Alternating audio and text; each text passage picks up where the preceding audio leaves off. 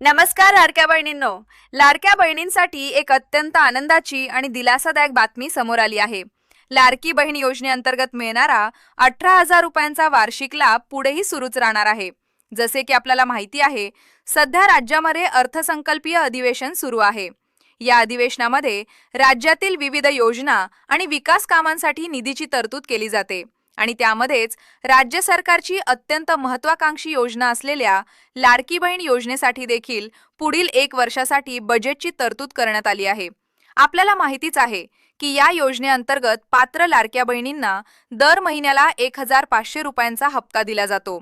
आता 2026च्या अर्थसंकल्पीय अधिवेशनामध्ये स्पष्ट करण्यात आले आहे की लाडकी बहीण योजनेचा हा हप्ता बंद केला जाणार नाही.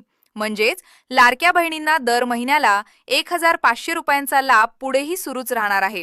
याचा अर्थ असा की वर्षभरामध्ये मिळून संपूर्ण 18,000 रुपयांचा लाभ लाडक्या बहिणींना मिळत राहणार आहे. यासोबतच आणखी एक महत्त्वाची चर्चा सध्या सुरू आहे, ती म्हणजे भविष्यात लाडकी बहीण योजनेअंतर्गत मिळणारा 1,500 रुपयांचा हप्ता वाढवून 2,100 रुपये करण्याची शक्यता व्यक्त केली जात आहे. मात्र लक्षात घ्या, याबाबत अजून कोणतीही अधिकृत घोषणा किंवा निर्णय जाहीर झालेला नाही. आता मला तुम्हाला एक प्रश्न विचारायचा आहे. तुम्हाला लाडकी बहीण योजनेचा दर महिन्याला हप्ता नियमित मिळतो का? तुमचा अनुभव नक्की खाली कमेंटमध्ये सांगा. आणि अशीच महत्त्वाची माहिती मिळवण्यासाठी चॅनलला सबस्क्राईब करा आणि व्हिडिओला लाईक करायला विसरू नका. धन्यवाद.